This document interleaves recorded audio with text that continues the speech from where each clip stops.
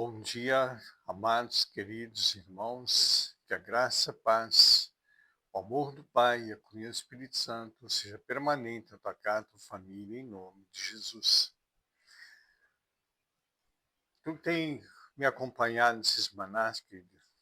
Deixa o teu comentário, assina aí o canal, compartilhe esse canal para que a gente possa alcançar mais vida e abençoar mais pessoas. Amém, querido?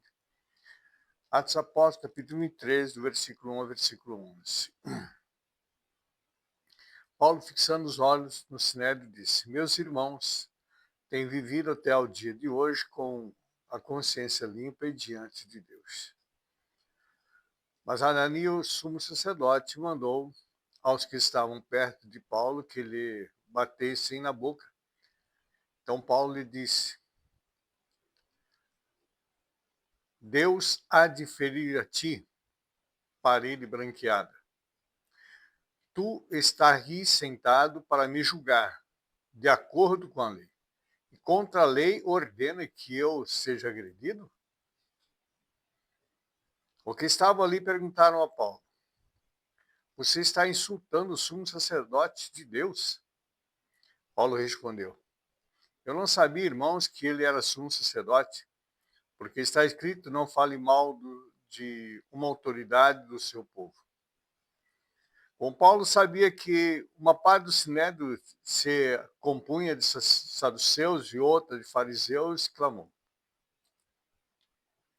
Irmãos, eu sou filho de fariseus, estou sendo julgado por causa da esperança e da ressurreição dos mortos.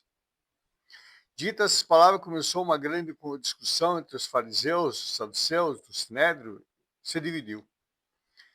Pois os saduceus dizem que não há ressurreição, nem anjo, nem espírito, ao passo que os fariseus admitem todas essas coisas. Houve muita gritaria no sinédrio. Levantando-se alguns escribas que eram do partido dos fariseus, discutiam, dizendo: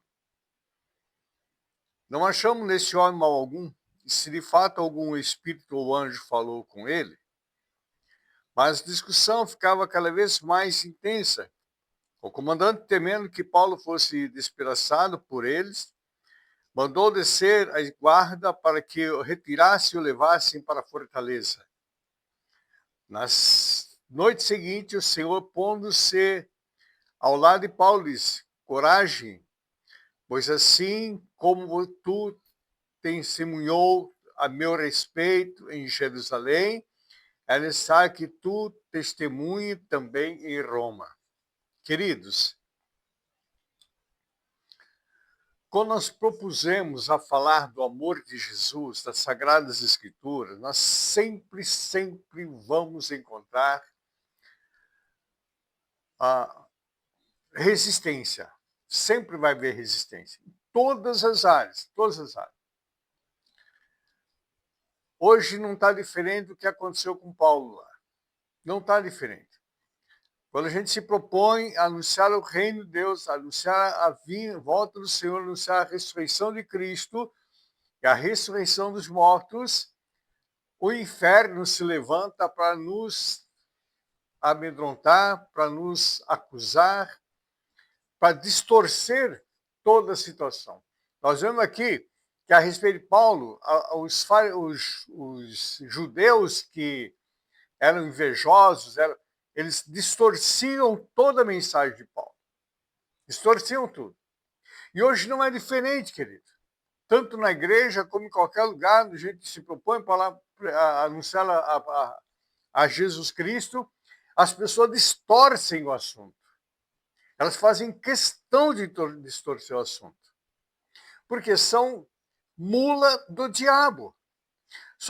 Querido, só tem duas coisas. Ou tu é servo de Jesus Cristo, entrega a vida para Jesus e se torna servo dele e amigo de Jesus Cristo, ou tu é mula do diabo. Ele coloca um cabresto e tu faz aquilo que ele quer. Não, eu faço o que eu bem entendo, a minha vida é... Não faz, não. Não faz, não. Tu está debaixo de um cabresto satânico. É o que esses saduceus eram. Saduceus eram, e muitos judeus, queridos. Muitos judeus que não aceitaram e não aceitam ainda Jesus Cristo. E muitos hoje, em nosso meio, que por onde a gente passa, não aceitam Jesus. Preferem andar cego, sabendo que o fim dele... Às vezes nem sabe do fim dele, né? Eles acham que a vida é essa aqui e pronto, acabou. Não. Se esquece de um dia para amanhã, se esquece da sua herança, dos seus herdeiros, o que é que eles vão herdar nessa terra, o que é que eles vão possuir amanhã. E muitas vezes essas pessoas chegam a um ponto que a dor é tão profunda, ao invés de ela buscar o Senhor, ela acaba buscando o caminho da morte, acaba buscando o suicídio, acaba buscando uma vida sem Cristo e acaba destruindo tudo. E Paulo aqui, ele permaneceu firme. Ele sabia qual era o propósito dele e qual o chamado dele. Então, nós temos que entender qual é o nosso propósito, qual é o propósito de Deus na nossa vida e o chamado de Deus para cada um de nós. Como eu sempre falo, querido, eu não brinco com a palavra de Deus. Eu não brinco com a palavra de Deus. A palavra de Deus é nua e crua. Não tem o que a gente brincar com ela. Ou é ou não é. Ou a pessoa se conserta ou ela vai para o inferno. Não tem outro caminho. Não existe uma segunda alternativa. Não, mas sabe o quê? Não existe o sabe o quê. E quando o Senhor vem aí, depois que levaram Paulo para Fortaleza novamente, o Senhor vem a Paulo naquela noite e fala assim, Paulo, como testemunhaste de mim aqui em Jerusalém, importa que tu também vai testemunhar de mim lá em Roma. Deus tem um plano para a tua vida, meu irmão, minha irmã. Tu que muitas vezes ou desistiu, já pensou em desistir do teu ministério, do teu chamado, não desista. Não desista. Porque Deus tem plano para a tua vida. Deus tem propósito para a tua vida. Deus tem algo tremendo e algo grande para a tua vida ainda. Não desista, querido. E tu que já desistiu, volta que o Senhor vai te usar novamente. Para Deus não é uma causa desperdida, para Deus não é uma causa insolúvel, não para Deus não é uma situação insolúvel. Um Deus que abriu o mar, um Deus que... Queridos, para um pouquinho. Um Deus que abriu o mar. Abriu o mar. Com o sopro da sua narina. Se a gente parar e fazer uma analogia só disso daí, já não tem mais o que a gente discutir a respeito do poder de Deus. E o povo, a nação de Israel e todos os animais passaram pé enxuto, a seco. Eu fico imaginando muitas vezes, queridos, que aquela água levantando assim, ó, as baleias chegavam até ali, viravam e voltavam. Os peixes grandes, eles iam todos. É como se fosse um aquário ali. Aí, não conseguiam passar, chegavam ali e voltavam. Às vezes eu fico dando asas à minha mente, né? E quando o exército de Faraó entra ali, Deus permitiu, embora tirou as rodas dos carros, eles falam que o Deus de Israel guerreia por ele, melhor que a gente volte. Não conseguiram voltar. Israel já tinha passado, os galhos tinham passado. O que Deus faz? Fala para Moisés, estende a mão. O mar se fecha e mata o exército inteirinho de Faraó. Ali, os hebreus viram os egípcios mortos na praia. Se a gente parar só aí, já é o suficiente. Aí, esse Deus ainda faz muito mais. Ele tira a água da rocha, queridos. Água de uma rocha. Então, o que eu quero passar para vocês, amados irmãos, que desistiu do teu caminho, desistiu do teu ministério. Já jogou a capa, jogou, não quer... Volta, porque esse Deus ele é poderoso para mudar completamente. Esse Deus ele transforma a vida, esse Deus restaura, esse Deus cura, esse Deus liberta. Ah, pastor, o senhor não sabe o que aconteceu comigo, mas eu não sei, mas Deus sabe. e ele vai te colocar em dupla honra, ele vai te dar dupla honra, portanto, se levante, não fique prostrado.